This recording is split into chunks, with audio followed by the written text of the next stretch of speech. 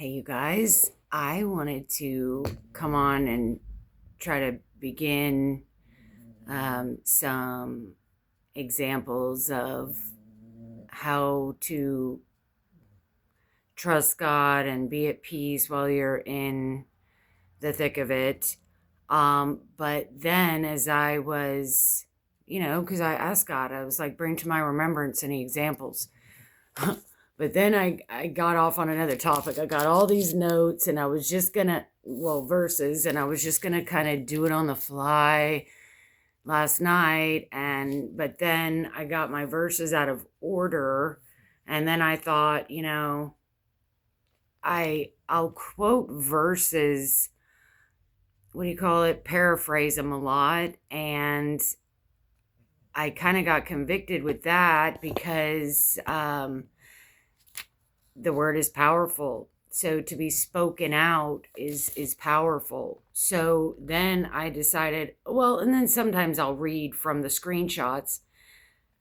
So then I was like, okay, God, I should probably all these I need to look them up and then screenshot them so I can go through them like that. And then it was like they have to kind of be in order.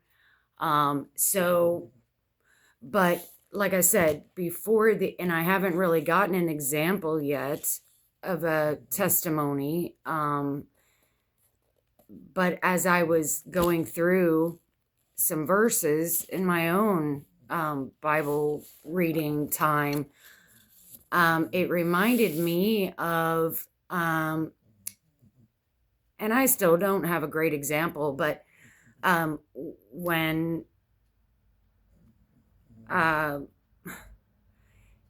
we need God, we need Jesus all the time, and especially in problems. So I don't know what verse it began with, but it was like, well, like I've lamented before, how people want healing all the time, but what if their spirit and their soul is afflicted? And that could be causing, that could be the root. Maybe you need to get rid of some demons or something. You need to work on the inside, and then your health. So I was always pushing, Isaiah 53. Jesus did a lot more on that cross than just by his stripes I'm healed, by golly. So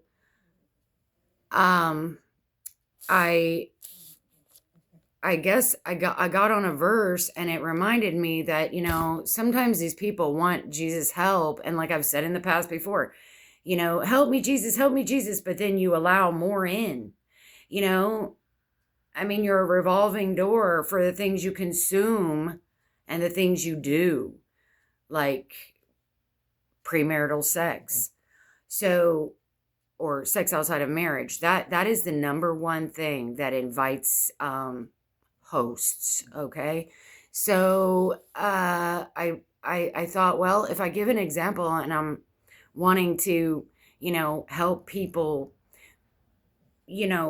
trust God in the midst of the fire, but then the verse about if you have aught against anyone, go fix that, and then bring your gift to the altar. We are supposed to be a living sacrifice upon the altar, kind of, so to speak. So the word ought, it says if your brother has aught against you. Well, sometimes we don't know if a brethren has aught against us, and keyword brethren. And I can't find this other verse that I wanted to find about brethren. So when you're reading these verses, all kinds of verses that are about admonitions to us, love the brothers, they'll know you by your love for one another, things like that. You have to make sure, and it's in Psalms, because in Psalms, he talks about his enemy lifted up his heel against him, but he also says, my own brethren.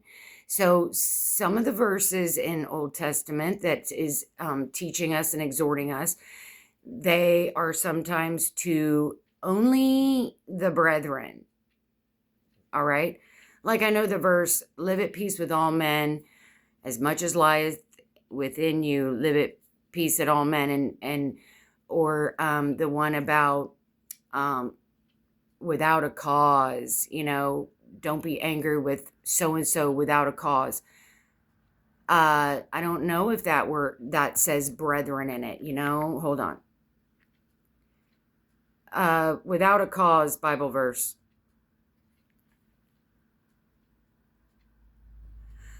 Yeah, Jesus warning against anger, Matthew 5:22, without a cause, and proverb advising not to strive with someone who hasn't harmed you, and Psalm 69:4, where the psalmist laments about being hated without a cause, but that's not really the verse, I don't think, but something is like, and I was saying one day in a video, I'm like, oh Lord, they give me plenty of reason. Or it was something like that. So sometimes if it's a non-saved person, or if it's a brethren. So, hey, no, Angel, not you, Bobs. Y'all stop eating his food. They were eating your breakfast, babe. It's okay. Good boy, good boy. Good boy. If I chasing my cats, which I rarely do, he's so sensitive. He thinks he's in trouble. So, okay. So where I was saying is I got to thinking that if we don't get things out of our life and then we want help, God, like Isaiah 53, he wants you to do things that you can't be upside down. You know what I mean? Like, the word of God isn't for private interpretation. You have to do the word in order. You can't be living like a hellion and saying, hey, God, go help me. Yeah.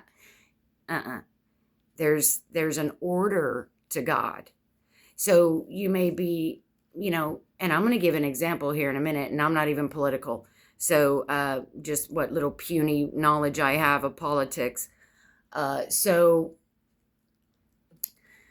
if people, Christians, believers, whether you're backslidden, lukewarm, and you're trying to get back to Jesus, or you're wanting to get back to him and things, there's got to be first things first. He can't, if he's dwelling in you and you're grieving the Holy Spirit, you're shoving it down, you're ignoring, you're quenching it because you're not obedient, because you want to hold that grudge, you want to be bitter. That verse about careful about a root of bitterness springing up and it defiles many. I mean, you can look that up, but I don't know how it could defile many, but I'm sure, I know it's true, but I'm sure it can happen in ways that you don't even know, because you're walking around offended and you don't even know. And then, I don't know. So people needing help from Jesus, if you are not forgiving, if you're bitter, if you're proud. He stands afar off from the proud, and he doesn't say he stands afar off from the proud reprobate, or he stands afar off from the proud unsaved, or he stands afar off from the proud wicked person. No. He stands afar off from the proud, period. Anybody, saved, unsaved, lukewarm, backslidden, any of that.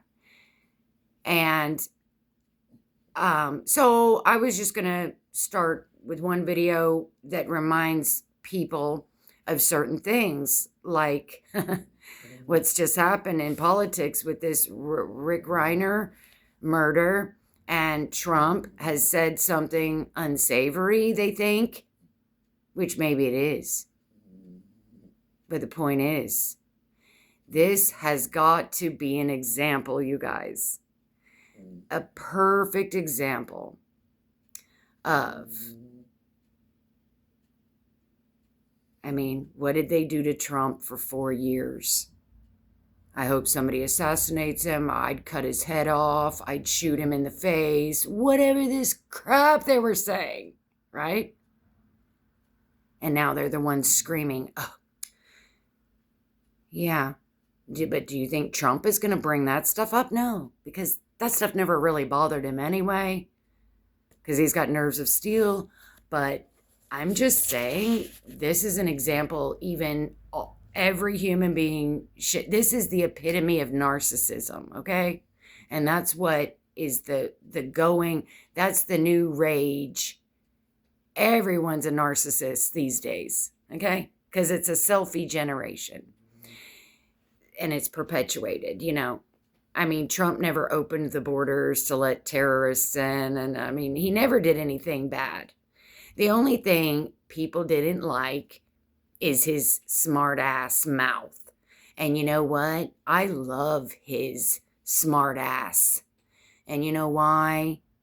It's because when you're in a swamp, you don't talk nice. I don't talk nice when I'm talking about crap, garbage that's out of control. Okay? Like Greasy Grace. I get really mouthy. And, people, they think that someone should go into a shark-infested waters or alligator-infested swamp and be all politically correct and, I don't want to step on any toes. Yeah. And these people conveniently forget how vicious and vile they were to a human being, a president, speaking evil of dignitaries. Now, that's the world. Jesus says, I don't pray for the world. Okay? And the church does not judge the world. We're not here to judge the world. I'm talking about judging between right and wrong. We are here to judge the body. Okay. And those are Bible verses. So, see how I am? It's like the word is very important and it should be spoken out. I'm not saying it's disrespectful to paraphrase, but I'm saying if you want to check me, that's the gist of it. I'll like paraphrase it, and that's how I speak to find the actual verse. I'll paraphrase it as best I remember. So I'm just saying, people's memories are so short, and I hope we don't. When we need God's help, I hope we can, that old saying, I never understood it. When you're pointing at somebody else, you have four more pointing at you. And then, well, more importantly, the Bible verse says, look at the log in your own eye. But there are people that don't have a log in their eye. So I'm not talking about them. And I'm not talking about people that are pointing fingers that got more pointed at them. But what I am talking about are the people who are doing that. Believers. Because you got to examine yourself. I've said it over and over. Examine yourself. Judge yourself. Or God will. And he says that. By your own words, you will be condemned. And by your own words, you will be justified. Because, that's a Bible verse, because God cannot go against himself. And he is his word. So if you want to say, oh, his greasy grace is going to make me slide on by that little sin of fornication, he cannot do it. Don't matter how much he loves you. He can't go against his word. Ain't no grace greasy enough for him ever to go against his word. He can't. He can't go against his own body. It's like saying, how can Beelzebub cast out a demon of Beelzebub? You know what I mean? That verse. Jesus is saying, they're not going to do that. And Jesus casts out the bad. He doesn't condone the bad. That would be a horrible parent. And nobody on earth as a parent would be applauded for doing that. And I don't know, for the life of me, I don't understand why Christians think that God, that the grace of Jesus, I mean, is for that. And it doesn't even match what would fly in a real life husband-wife scenario with no relationship, or a mother-father relation, child with no relationship and no discipline and no teaching and no reading and no working and no. So anyway, yes, I wanted to, yeah. Oh, and okay, so since we're on this kind of, so this video, when I get my notes, this video is about, I don't remember, whatever, but my next video is going to be about just bringing to your attention, and I was even reading Proverbs 1. I don't completely understand all of it. I could dissect it. I'd love to, and I might.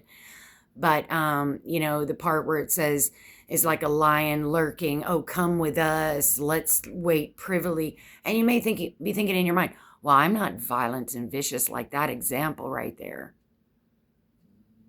But really, we are.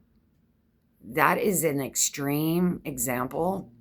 But the enemy comes to steal, kill, and destroy. And how does he do it?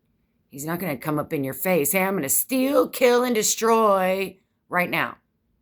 No, you'd be scared and run. He does it seductively. And I'm sure there's more to that example, that quote in Proverb 1, where he's describing the evil and wicked people. Anyway, I won't find it right now, but another example is, I'm not cold-hearted, I'm not hateful, I'm not insensitive in any way, but I don't know. I like when, okay, there's the Brown shooting, there's this thing, the Reiner stabbing, and some other things I probably am forgetting.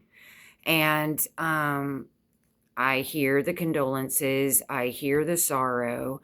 I hear, like the Texas flood, all those kids at the camp got washed away and everything. And I get it. I understand. But I am a little... Maybe I'm still offended. Maybe I'm a little bitter. I don't think about it often, only until when it comes up. Maybe I should examine myself and talk this out with Jesus, because when I see people, the world or believers, go overboard in what I'm calling overboard. They're not going overboard. It's normal. I'm calling it normal. I'm just saying in my mind, I'm like sitting there going, I don't like this. They're going overboard. And I don't even watch the news really. I watched it today, and then I watched that ET show because I wanted to hear. I even Googled what Trump said because I didn't know. I heard, but I wanted to know exactly what he said. And then earlier today, off topic, I saw something on the news that I saw somebody wearing on their lapel, and I took a screenshot so I could show you. Anyway, I'm just being kind of political right now, but like they're normal sorrow, they're sharing their sorrow, okay? I'm to the point, I'm like, you know what? Now, Charlie Kirk, I care. I really do. And I mean, I'm not saying I don't care about the other people, I do. But Charlie Kirk was larger than life for Jesus, for the cause of the kingdom.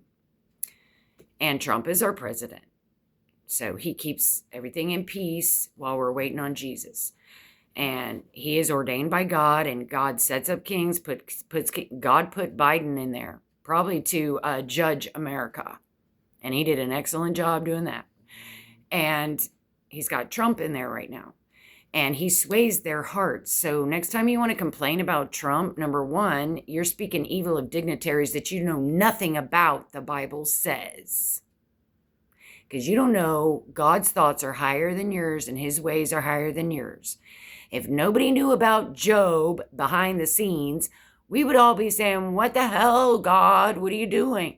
But no, we now were able to see, because we can read the book of Job and say we know what God was doing behind the scenes with Job. But any dignitary, any president or whatever, You don't know what God's doing behind the scenes. And it even says that in the verse. It says you don't even know what you're talking about. Because you don't. You don't know. Oh, it may look bad. And maybe some of the things you're saying are facts. But say it without the passion, as in say it without the judgment tone in your voice, Or if it is something serious that is evil, like calling good evil and evil, calling it, calling good evil and calling evil good. If I'm not saying to do that, but just say it with, what's the word? Because you have no strings to this earth. I mean, it's like you're detached. You're just kind of basically stating some facts, like a newscaster. You don't have to say, well, they're not. So anyway, I bunny trailed a lot right there. And, but I don't care what kind of murder can be on the news right now. And I'm sure there's some that aren't televised, especially in other states, other cities. We don't see national news of, I don't care how vicious, vile, and heinous that murder was and to whom.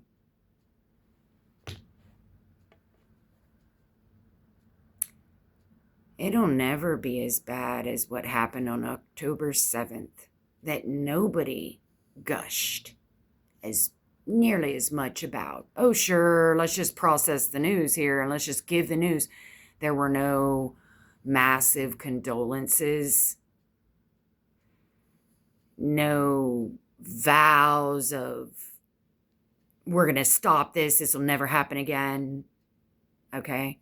And those were murders that were off the charts. If it happened to just one Jew,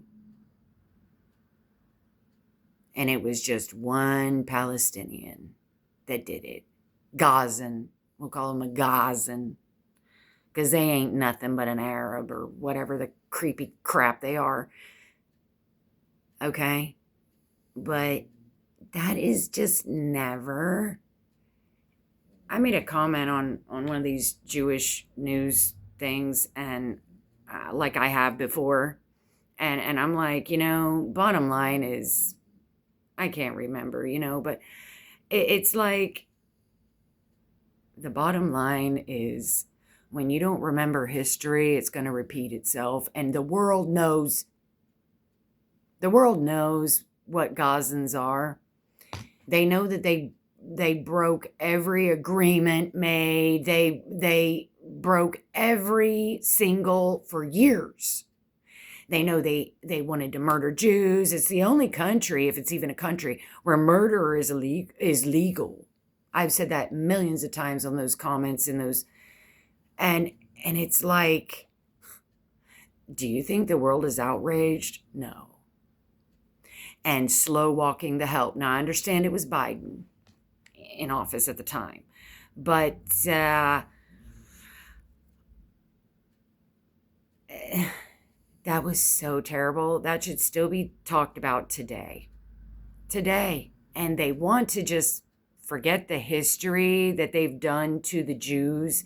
They want to forget all the past history where they screwed the Jews, okay, out of all those peace type treaties. I don't know what they're called. They're not treaties, but they're agreements and stuff. And then they never, I guess I don't have it. They never seem to, they always want to talk about Hamas, never want to talk about the Gazans. Well, they never want to remind people that it was a lot of Gazans that were there on October 7th that did a lot of that. Gazan civilians.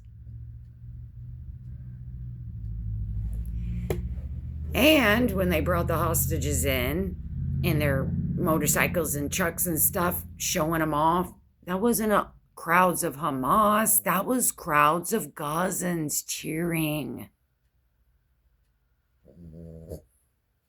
Okay? And then the 2 years of brutality in being a hostage. I mean, I'm saying, Is the world that selfish to where it's all about me, me, me, my pain, my pain? What matters to me that hurts me? And there was never televised, let's keep them in our prayers. Well, this is the world we're talking about. But I'm talking about like where laws can be made and they're like, look, we're feeding these Gazans. We're feeding the enemy. That there's not one instance in the Bible where you're feeding the enemy you're warring with. No, never. And it's collateral damage. Since when has that been a problem where your enemy, some innocent enemies are starving and dying, and their families and their kids? Since when? It's just so crazy. It's so crazy. It's demonic. Anyway, there was more. There was more. But I can't find the video, and you probably don't want to hear me rant anyway. So I'm just, I guess, making a prelude about my next video and how it's not all about Jesus heal me and Jesus get me out of my trial and my test. Sometimes it's about growing up, and first, he has some things he wants, and that may sound bad when it's coming out,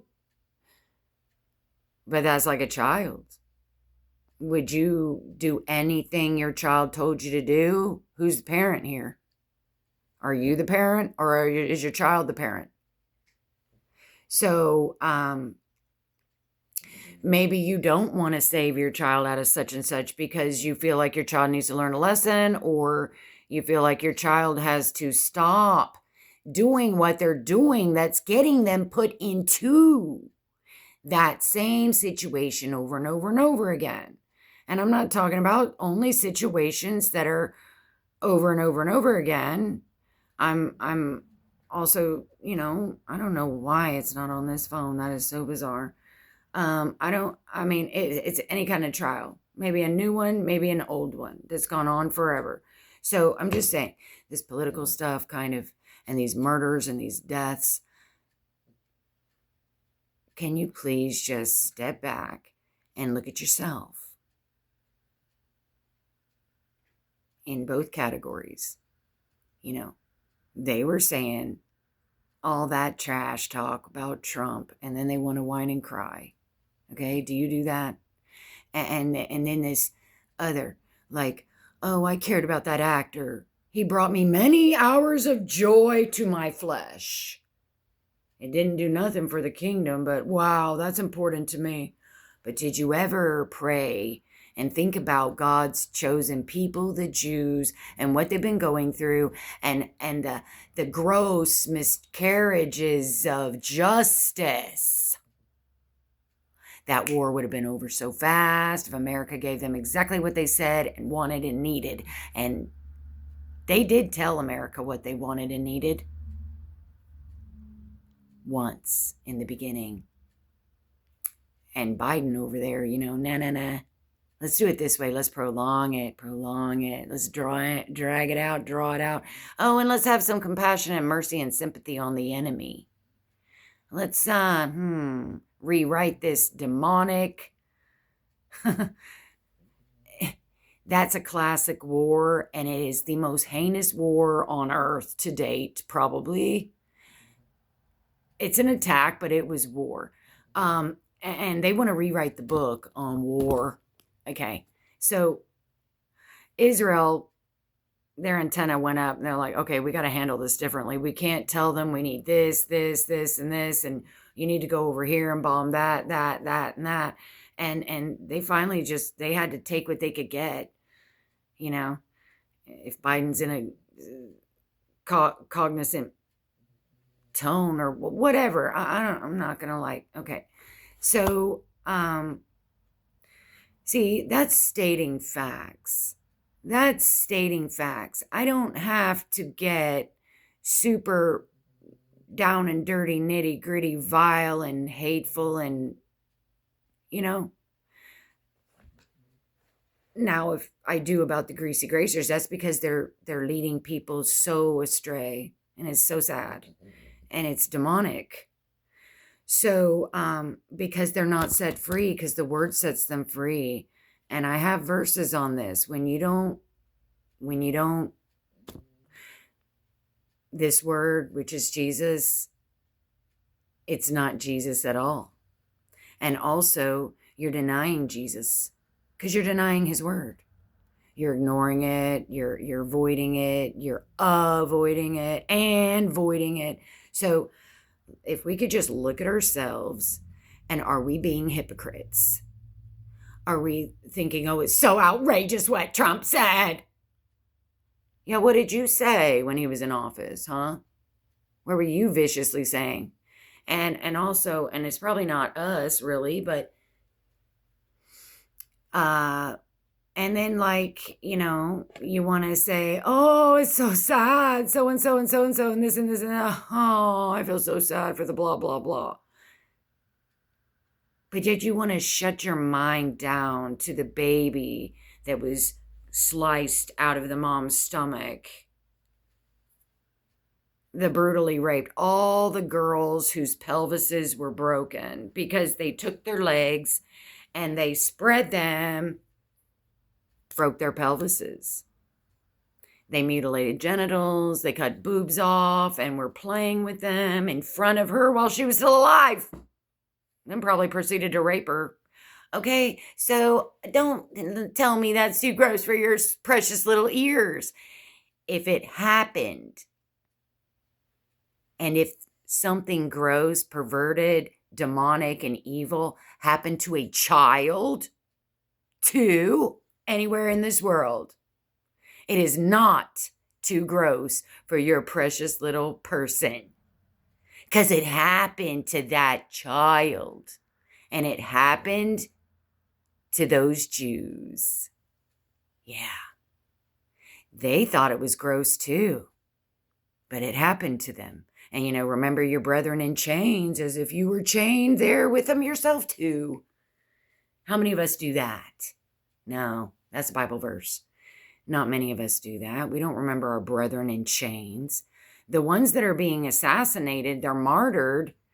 That's the biggest blessing, to be martyred. Precious are the blood of his saints. They're the least, yeah, pray for them. Say, hey, God, give them strength. It's because they're loving that. That's easy compared to what the Bible tells you to focus on the ones that are in chains because of preaching the gospel. It doesn't say pray for the families of the martyrs of Jesus Christ. That's an honor.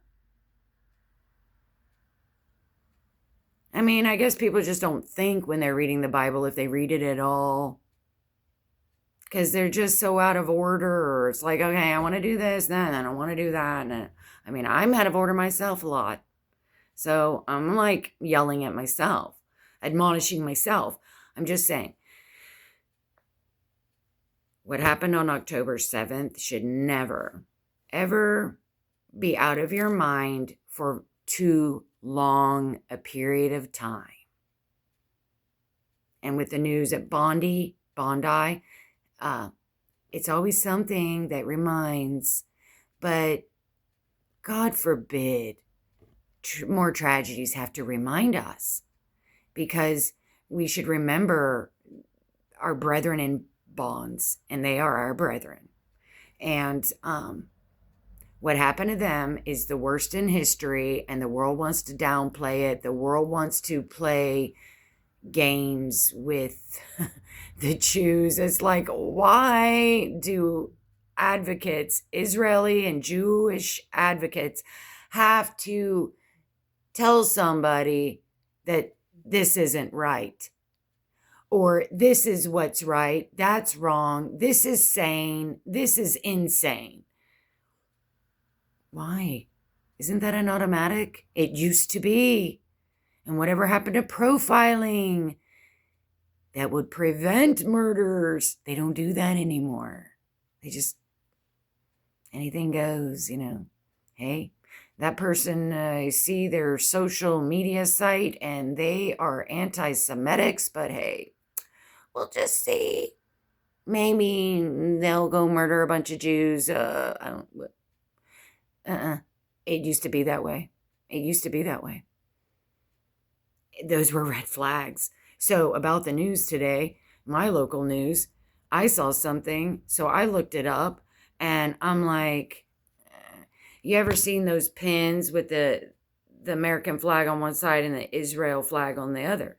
They're little tiny lapel pins. He had an American flag on one side, and he had this flag on the other without that white dot. So see, look at all these. So there's this choice, and this is blurry. Okay, there's one with a tiny triangle, but his had the full triangle like this. Now, and see how barely you can see something in the middle of that? That's the Muslim star and crescent moon in that one. That's plain. And this one's plain, but with a white dot in the middle of that. So you know what those are? I mean, it was just a tiny pin, and he was an attorney. He was speaking on behalf of a child, junior high school. Two boys got in a fight, and he's the attorney of the one kid. So he happens to have a lapel pin that is for, let's see, the one with the white dot in the red triangle is Jordan, which technically is God's land of Canaan, Israel, but that's mostly Shiite Muslim, I think. The Palestine, that's this one right there, Palestinian flag. And then if you look, it's called the Palestinian flag of like freedom or something, like support, or what did they call it? I don't know, but it it stood out to me. And when they replayed it, I made sure I looked even closer. I'm like, what are those colors? What are those colors, dude? Is that Jamaica? Because I mean, I think Jamaica's got some colors that might, and the dude is I don't even know if he's black. He's not white. Maybe he's a a fair-skinned black guy. I don't remember. Or if he is maybe he's a Muslim, Middle Eastern. So anyway, I'm just saying, this is an example. People want to be set free, delivered, healed. They want to feel good. And what makes people feel good? When their aches and pains are gone, when their infirmities are fixed, then they're healthy out on the body, and it makes them feel good when then their life is all rosy and there's nobody they're conflicting with, no resistance. They're happy when all their needs are met. They love to pray for that. But they don't like praying, and they don't like doing the things that God says will make the Holy Spirit happy instead of sad, like grief. Just for emphasis, maybe you should look up the definition of grief. Grieve. I know we think we know it, and oh yeah, we know it. Sometimes when you define even the simplest word, you start thinking, you're like, wow, that's pretty bad. So because it makes it emphasize other than just minimalizing it, like it's just such a word that we sling around, and oh yeah, we know what that means. But if you look at the definition, it's more impactful, like, wow, that is so serious. That really is so serious. So if the Holy Spirit can be grieved, I'm sure it can be made happy. And there's only two, right? There's only two sides. Just like there's only two sides of grief and the opposite of grief. So when you want to pray and you want out of that trial, you want out of that test, you want out of, and are you judging yourself and examining yourself? Did I cause this? Did I bring it on myself? Do I keep watching that? Am I praying for the help, but yet I'm still sleeping with him and her? Am I praying for help, yet I'm still watching and listening to that and that and that? And you're a bad child. And what do your parents do when you're a bad child? Why do you think God is any different? So,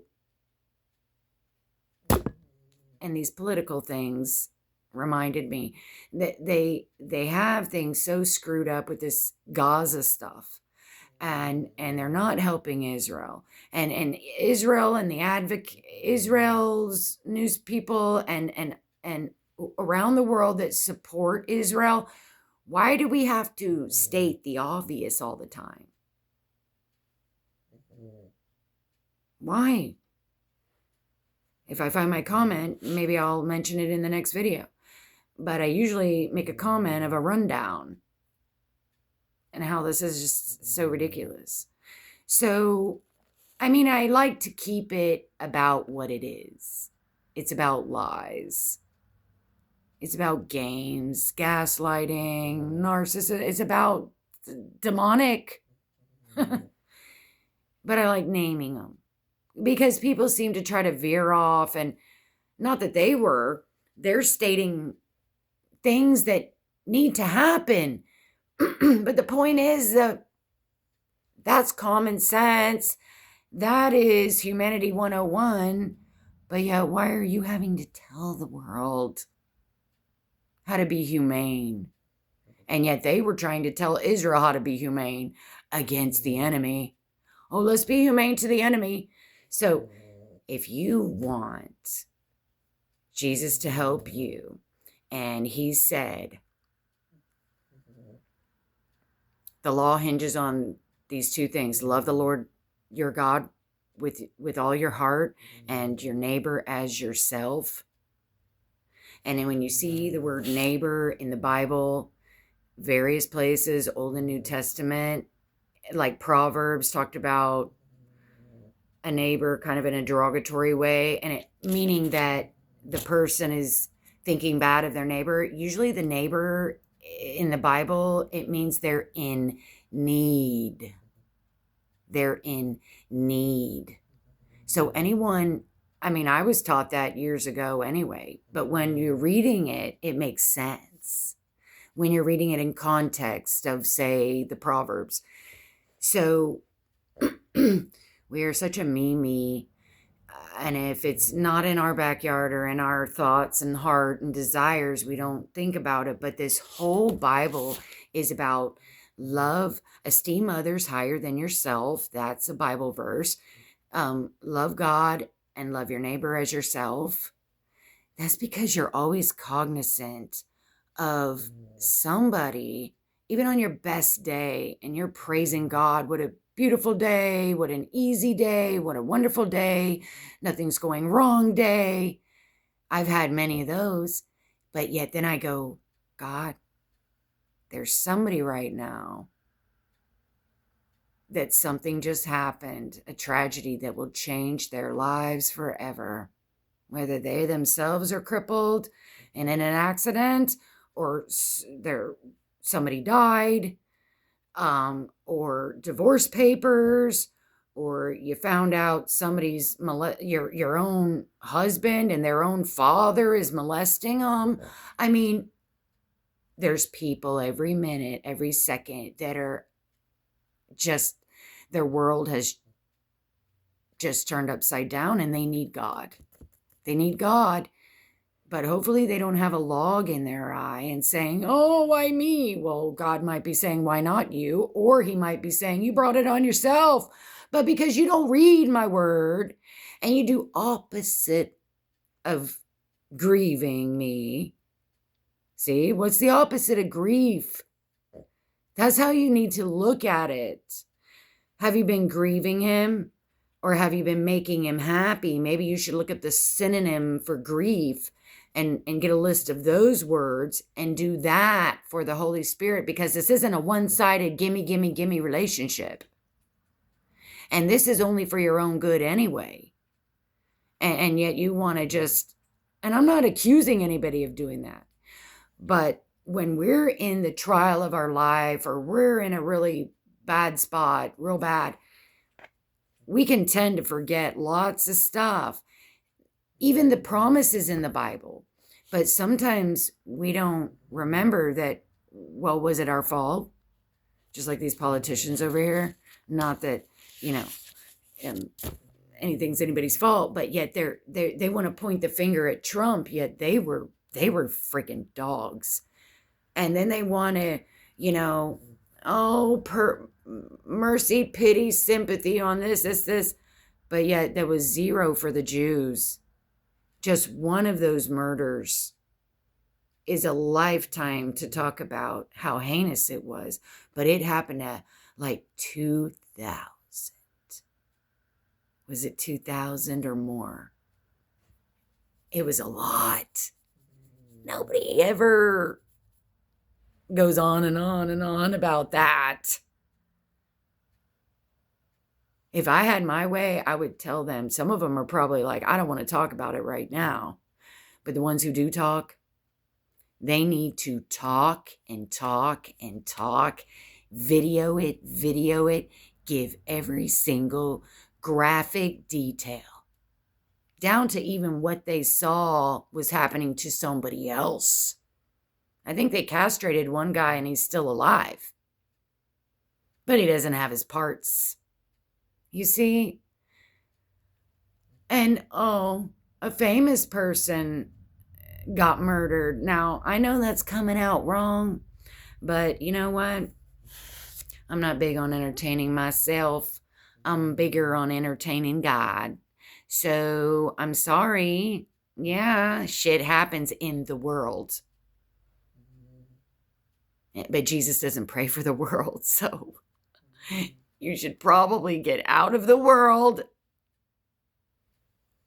But like the poor will always be with us, so is the broad road going to always be with us. So, I mean, can a man take fire into his bosom and not get burned? So, she's not getting it, babe. So, I'm just saying, I care about the Jews. And until people start caring more about what happened to them on a regular basis, not just a fleeting, hey, I'm sorry, and da-da-da. I know they got plenty of videos and stuff, but I mean, and I know they're not going to talk about this for days and days and weeks, no. But what kind of trials do we watch for days and days and weeks? And these Epstein files.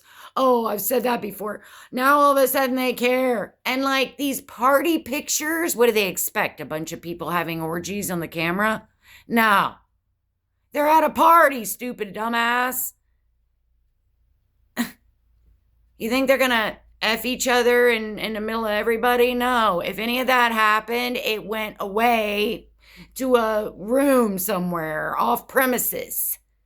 They're just so greedy for the juice. But do they care about finding the children that are in sex traffic right now? No, they don't.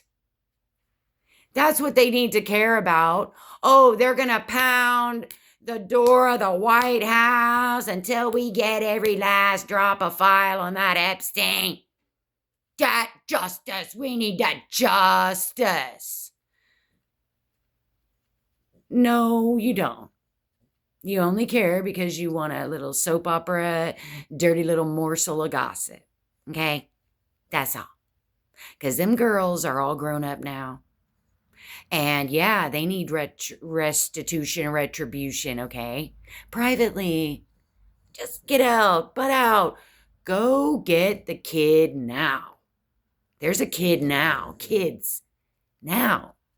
Why don't you beat down some of them doors and see what these people need to be beating down those doors saying, we need to get these pimps, whatever they're called. There's kids being raped right now. Who cares? Epstein had an island. Yeah, and he did heinous things. Okay, let's find him out, prosecute him and stuff. Okay, why does it have to be national news? Make the sex trafficking happening now. Those people aren't famous. Does it have to take a famous person for anybody to care? God, that's my point. The Jews aren't famous, but they are in God's eyes and in the brethren's eyes. Nobody, this whole thing, it's all upside down. Yeah. So I hope we're not going to be upside down and just want Isaiah 53, the healing. But hey, forget about my mind being set free and my soul and my spirit. No, I'm just going to stay down there in the muck and the mire and this Bible dusty thing. It's ancient stuff. Who cares and who needs it? I just need Jesus. This is Jesus right here. And it's the Holy Spirit too. And it's trying to teach you a lot of things, keep you out of trouble. It's a parent. Just this is your parent. This is your best friend. And it helps your mind stay focused on the underdog, which is who God is all about. The lost sheep, the oppressed, the bound. Now I don't have the note, but what kind of fast did the Lord declare? That the captives go free, the chained get unchained, the oppressed are set. He wants freedom. That's in a fast. But then there's Isaiah 53 where he has done these things for you, but everybody wants just the feel good stuff. I want to be healed so I can feel good. You need to get this done. And I don't care how that comes out, because this is like a parent. A parent is saying, I'm going to train you and you're going to be disciplined. I'm not going to have no spoiled, rotten brat saying, gimme. No, I'm going to teach you morals. I'm going to teach you a conscience.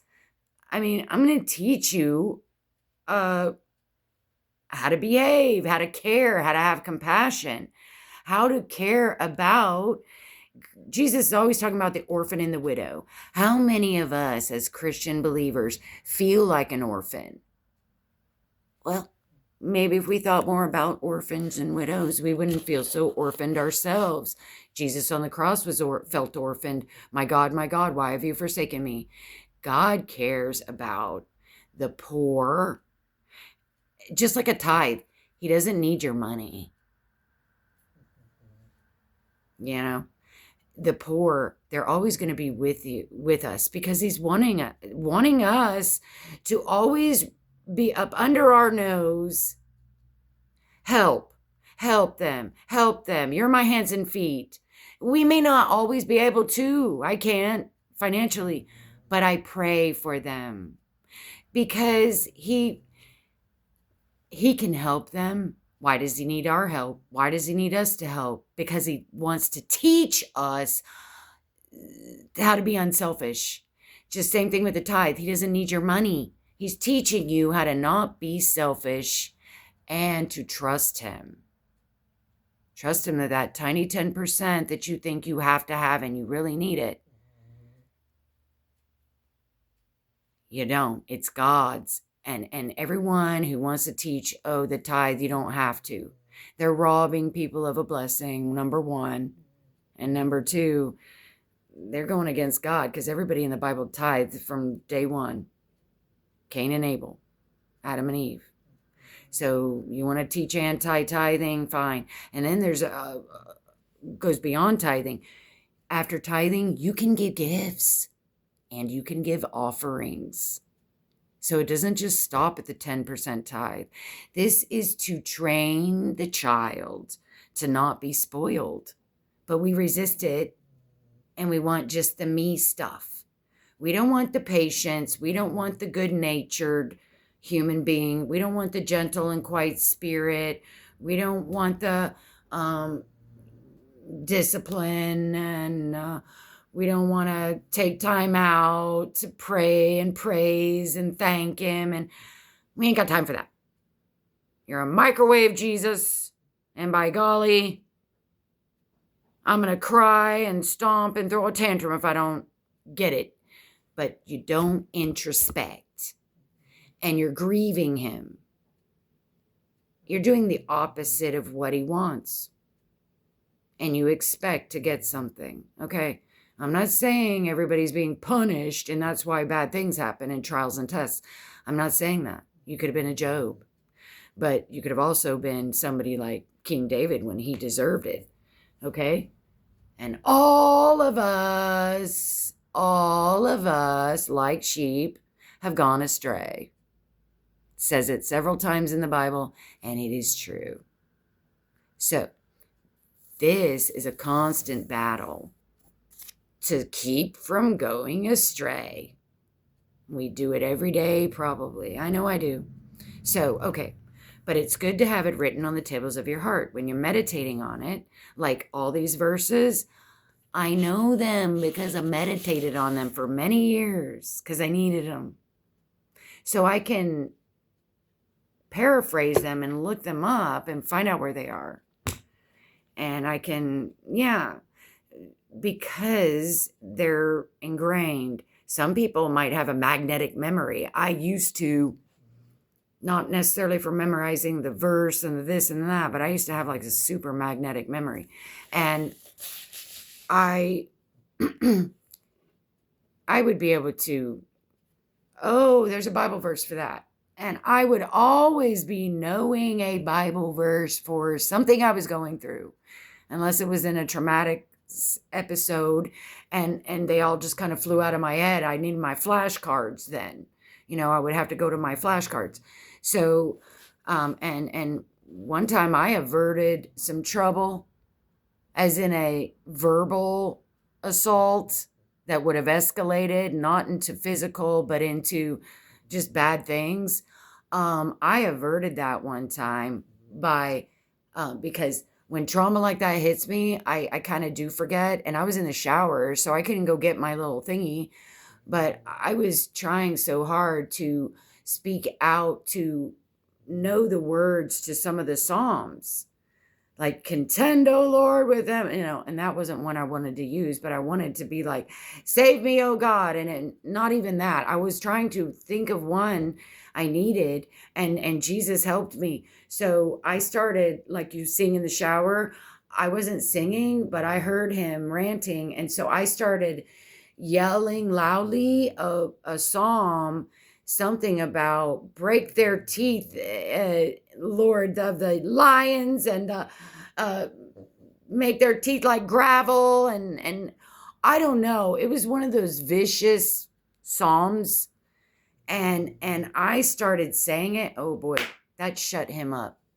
And a lot of these verbally violent people aren't easy to shut up. In fact, if you smite that scorner, you will get a blot most of the time. But a lot more times than not, though, when you start speaking that word out to them, they run. They're literally afraid of God, because it's generally the demons in them that's doing all that. Even one time before, in the car, it was happening again. Verbal assault.